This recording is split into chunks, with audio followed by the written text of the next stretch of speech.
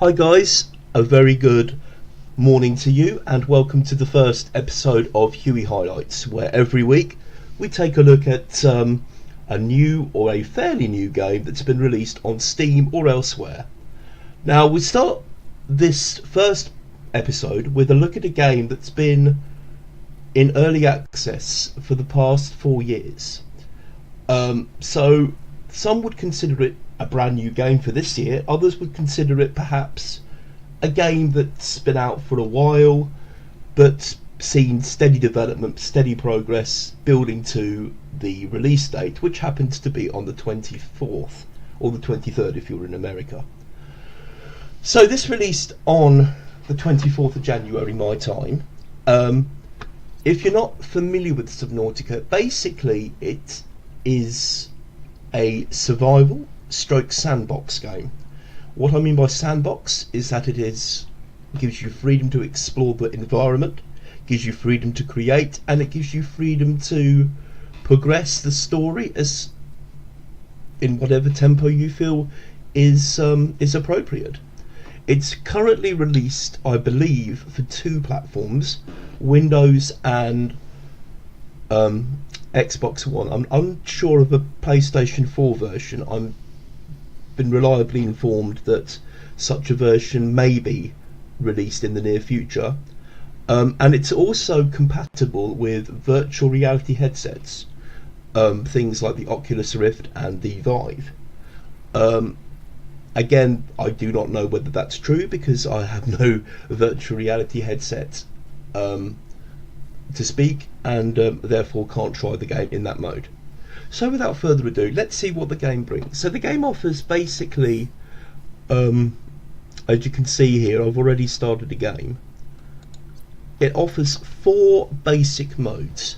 You've got survival, which is essentially what it says on the tin. You create your sea base, you explore the environment, and you progress the story, whilst at the same time looking after yourself. So that's making sure that your character is well fed, well watered, and has plenty of oxygen. And you, throughout the game, you will use items that will help you, will assist you in making surviving within the game environment a lot easier. Free roam is basically what it says on the tin. Again, it's the same as survival, except you don't have to worry about hunger or thirst. You don't have to worry about food or drink. Hardcore is essentially survival mode with 1 life, so it's like a permadeath. If you're not sure what permadeath means, there are games out there which usually they let you switch on or switch off permadeath. It's basically if your character dies, that's it. You have to restart from scratch. And creative is your full-blooded sandbox mode. It's you, the player character, nothing to worry about at all. You don't need to even worry about your health. You can die as much as you want. You have infinite life, infinite options, infinite abilities, and you can just create. So, as I said, I've got a save game currently in progress. So what I think I'll do is I shall show you some of the basic game mechanics. Obviously there is a storyline, and so whenever you create a new game, you will obviously be taken, you will be shown a cutscene of the Aurora, which is this ship crashing on this alien ocean world. Essentially it's you in an escape pod attempting to jettison from the doomed ship with objects and items flowing around everywhere. One hits you in the face, you are concussed, and you wake up here in your life pod. That's essentially the cutscene, the opening cutscene of the game. So without further ado, let me load up my save game and I'll show you some basic mechanics. Aside from that opening cutscene and that introduction, a lot of what the game does is that it helps you within the first steps of making equipment that you need, that is vital. So things like a radiation suit, because where the ship crashes it generates an enormous amount of radiation, apparently due to a failed reactor. Later on in the game you have an option of containing that radiation, but for the opening couple of hours or however long you decide to play this game, one of the first things that you will need to craft is a radiation suit in order to withstand the radiation. Then you've got other vital equipment like the knife, like the habitat builder, like the scanner, the stasis rifle, and then obviously you need to find resources, elements, minerals in order to construct and build the basics for food and drink, which I will explain once the game loads. So that's the ship there, that's the Aurora hurtling towards its this strange alien planet. So as I said, it has a story, it has a storyline, but it's done in a way which is like assembling a jigsaw puzzle. You are given these fragments, these little bits of information from fellow survivors from the Aurora, other people who have managed to get to the planet in an escape pod, and later on you will get other little bits of information. As I said, I will not spoil the ending, I will not spoil the rest of the story apart from what has happened in the beginning, and your task is to piece together these fragments of information in order to form a story in your head. And that specific story will, from what I understand, leads eventually to you escaping the planet. As I said, this is now the full version. So in the years leading up to release, the story was gradually added, different elements were added to the story, leading to the end game of the story finally being made publicly available on Tuesday the 20th or Wednesday, depending on where you were in the world. It released, I think, in the evening in America, Monterey Bay, which I think is on the Pacific Standard Time zone, which meant that the European users of the game would have got it on Wednesday morning at like 2 o'clock or 3 o'clock in the morning. So, as you could probably hear, the game is about to be loaded in. I'm going to ignore what I've done so far. What you will see in a minute is my sea base, hopefully. But I will take you through as if we were playing the game for the first time. What you will get and what you only get when you crash land for the very first time. All of this construction of sea bases comes a lot later. So here's my sea base, power restored, all primary systems online, which we'll talk about later. Welcome aboard, Captain. So as you can see here, this is the game environment.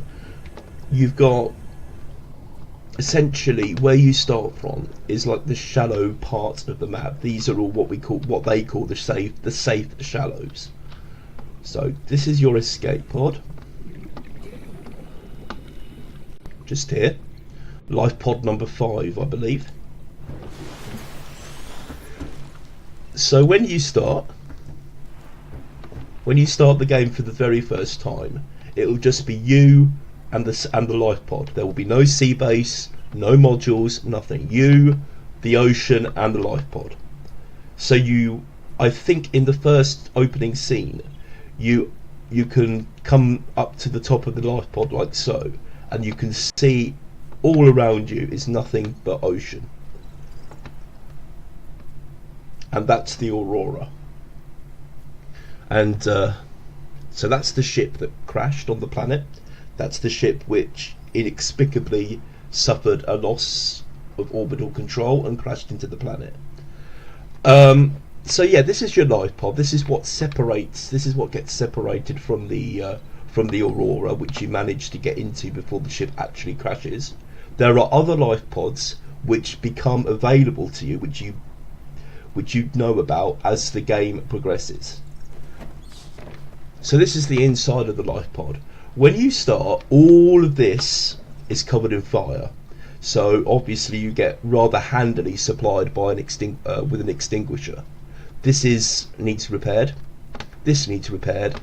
And all of this also needs repaired. So the very first item that you need to construct if you go to personal and then I think it's tools, is the repair tool.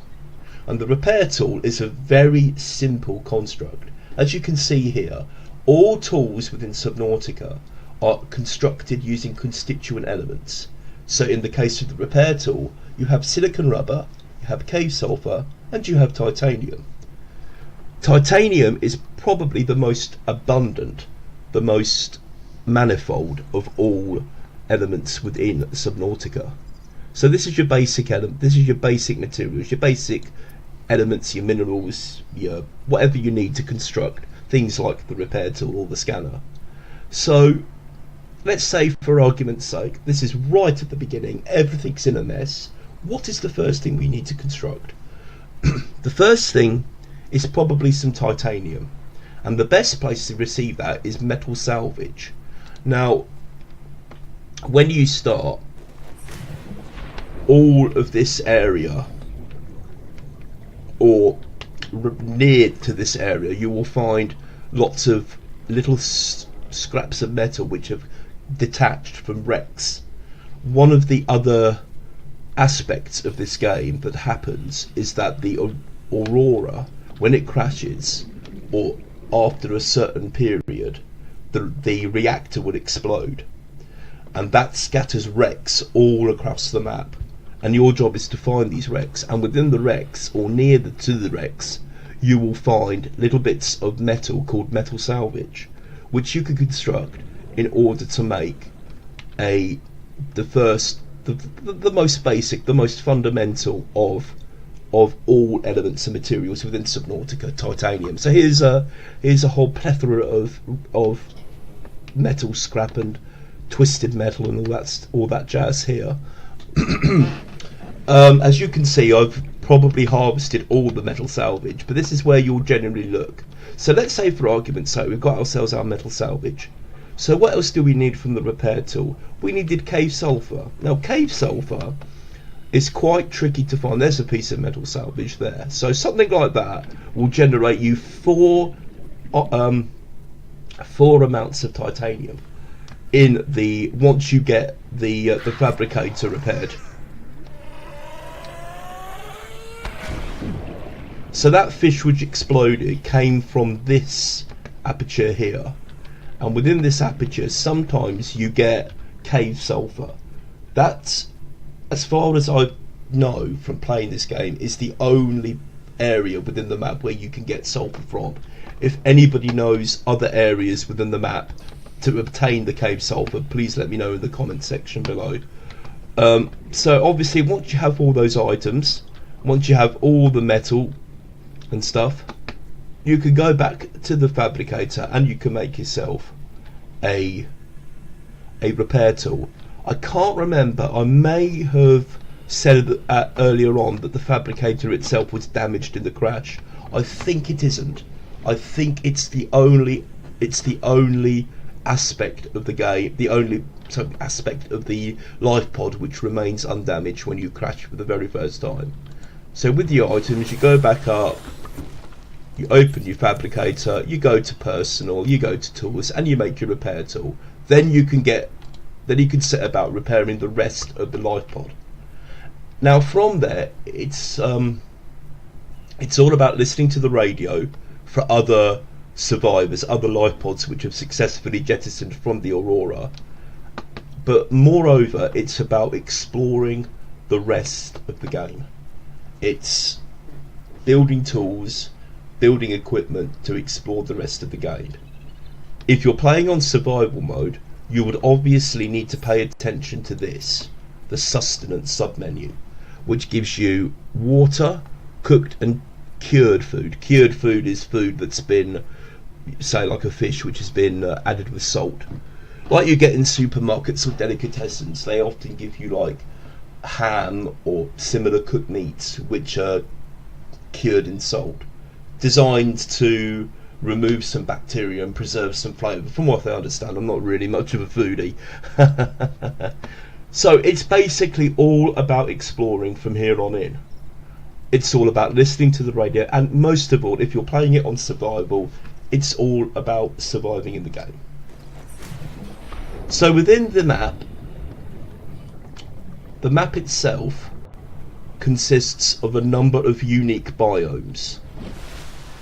What I mean by biomes, they are self-sustaining environments or habitats contained within the map. This is one particular biome. Where you start from is called the Safe Shallows biome. You have other biomes in the game. When the aurora explodes, creating the radiation pool, that in itself is classed as a biome. Well, I personally class it as a biome. But you have others. You have the dunes biome, you have the mountains biome, you have a reef biome, and you have two small desert islands, similar in size to the type of islands that you get in, say, Stranded Deep. You have one island situated to the north, another island situated to the south, relative to the aurora. So, after the repair tool, I would make the radiation suit.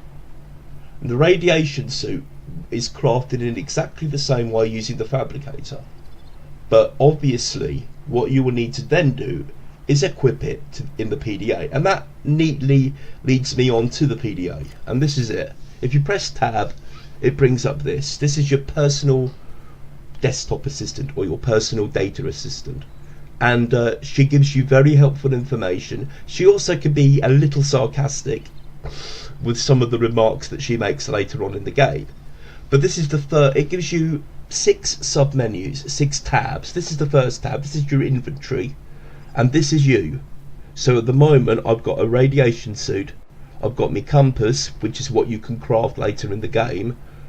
A rebreather, another item which you can craft in the game. That enables you to dive for a little bit longer. Don't worry about this. This is an advanced piece of equipment, as is these. These are just upgrades to your standard O2 tank, which is probably the item I would craft next after, or possibly even before, the radiation suit. So that's your inventory. These are items that you pick up, that you've picked up. These are items that are equipped. So each slot corresponds to a numeric key. This is assigned to key number 1, key number 2, key number 3, key number 4, and key number 5. And you can equip and drop simply by dragging and dropping each piece of equipment to the corresponding slot for the corresponding numeric key. The second tab is your blueprints. This gives you very easy information as to what each element is in the game and how to make that specific element or that specific item within the game. So for instance, for argument's sake, let's take bleach. Bleach, you need salt deposit and coral tube sample. Again, these are items that you need to actually physically go out into the world to explore. Once you make bleach, once you have, these are like the constituent materials, the basic materials, you can take that bleach and you can make, say for instance, some, if I can find it, you can make disinfected water is one such use for the bleach.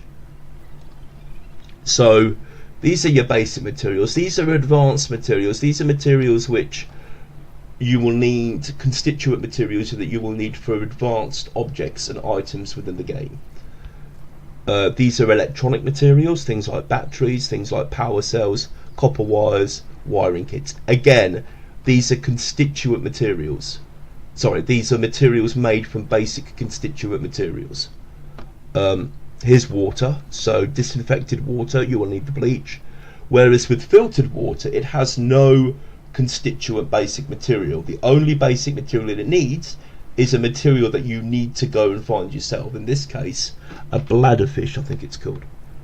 These are cooked food, so this is basically just all the small fish in the respective biomes that you can pick up physically. It will store it in your inventory. You can go back to your fabricator and that will actually cook the fish. Again, likewise with cured food that you will need salt for.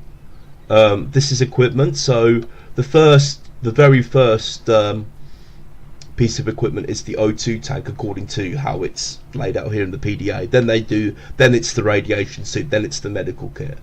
And the O2 kit is the O2 tank is really easy to construct. All you need here is 3 constituent basic materials, namely 3 titanium.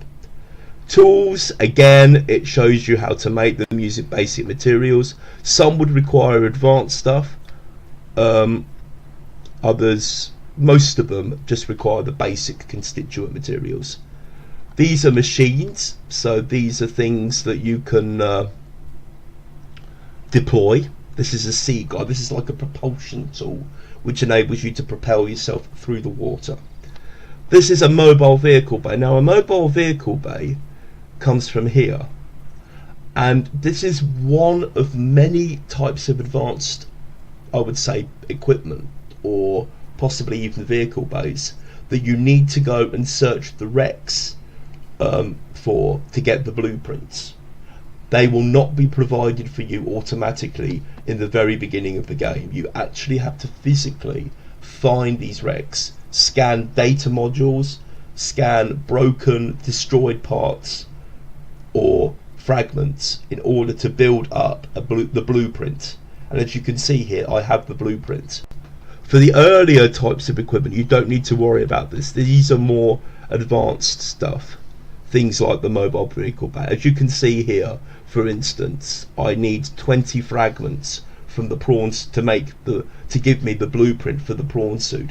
Once the blueprint becomes available, the constituent materials, whether they are basic stuff or advanced stuff, become available. So that's an easy way to remember. You've got blueprints, lead to materials, lead to completion. Blueprints, materials, completion. That's basically how you make stuff.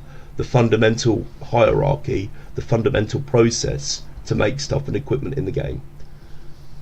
And it's the same with vehicle and equipment upgrades. You need constituent materials.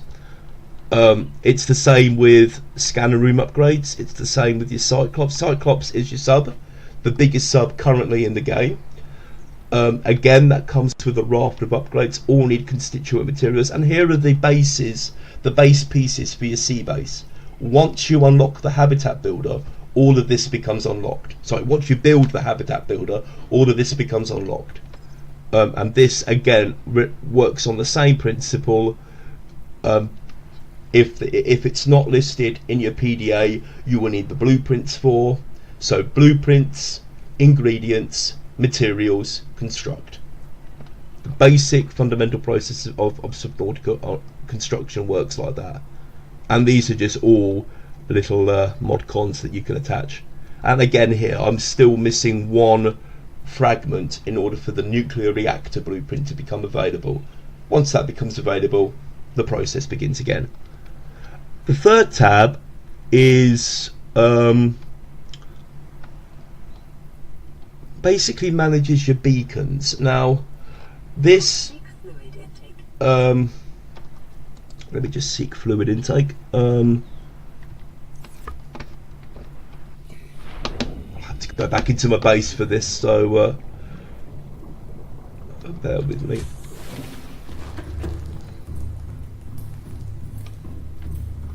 You can see how colourful everything is, how vibrant, which we'll get onto in a second. Vital signs. Excellent. So yeah, this is all. It's from all that talking. So this is the beacons. This essentially manages whenever you look around the map, you see these little blue icons. These are your beacons. These tell you, these give you your exact position. They're like navigational aids. So this just hides or unhides them, and these tell you where they are within the map. It's really useful whenever you, as a navigational aid. Photo manager is self-explanatory. You can press 11 to take a screenshot of anything within the game. I'm not sure whether they save to the screenshots library within the game.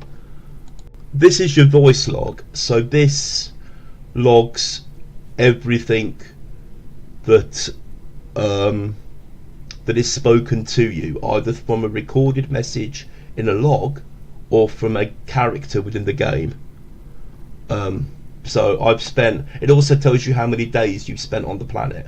So I've spent 117 game days on the planet, and as you can see here, most of what talks to you is radio messages or recorded messages, which you can pick up through here. This is the data bank, and this is probably the most useful of all the tabs, probably second only to the blueprint manager.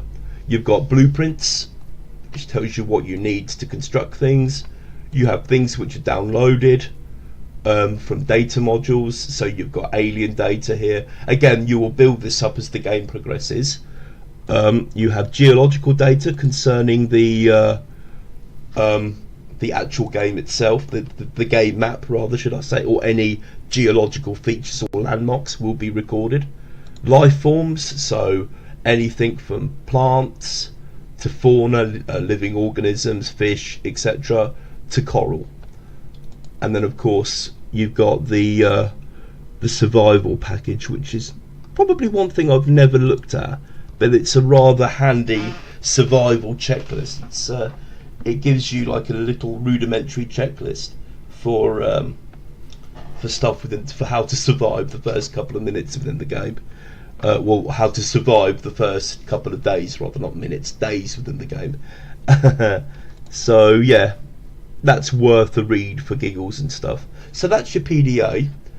Again, the yellow number denotes new information that's been uploaded to the PDA. New blueprints that have been acquired, new data, new information about the geology or the indigenous life forms to the map. So that's your PDA, and this is my sea base. And yeah, so really, aside from that covers basically the fundamentals of the game. It's all about exploring, it's all about surviving, or if you don't want to do survival mode, it's all about exploring and creating and having fun. I won't go too much into the story or the rest of the game for fear of inadvertently dropping in some spoilers. It also gives you some options, so some rudimentary basic vanilla options that you would get in most games, resolution and so forth, key bindings, an item key, I'm not sure what that relates to, and you've got troubleshooting guides. You've also still got this featured very prominently when the game was in early access.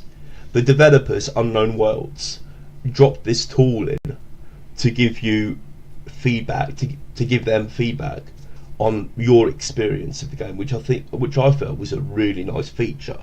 So you can write feedback, you can categorize that feedback under general feedback, gameplay feedback, a specific bug, or a specific issue with your frame rates.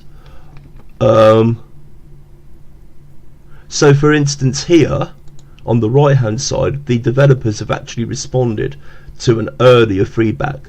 So for instance, part of the HUD is not complete, is not responsive. Hey, thanks for your bug report.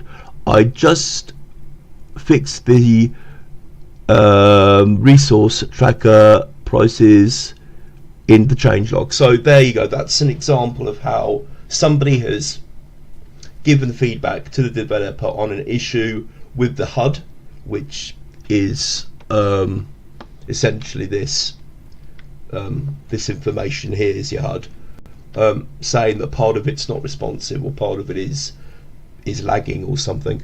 And of course you can save the game, and the save, you have unlimited saves. Well, you certainly do in survival mode. I'm not sure about hardcore, but in survival mode, in free roam and in creative mode, you have unlimited saves. You can save at whatever specific point within the map. You don't have to save at a point, you don't have to save in a sea base, or in the very early parts of the game you don't have to save within the life pod.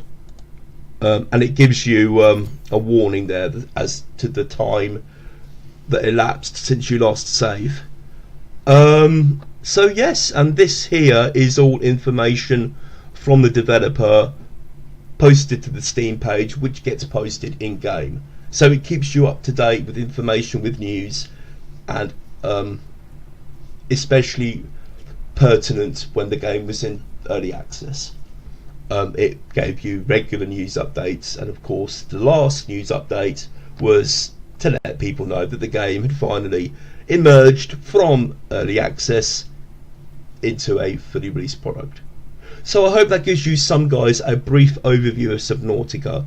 It has so much content, you will be absolutely amazed by the game. It will be a very good experience. It would also probably be my personal recommendation as an introduction to a sandbox game, just to see whether you like that type of game.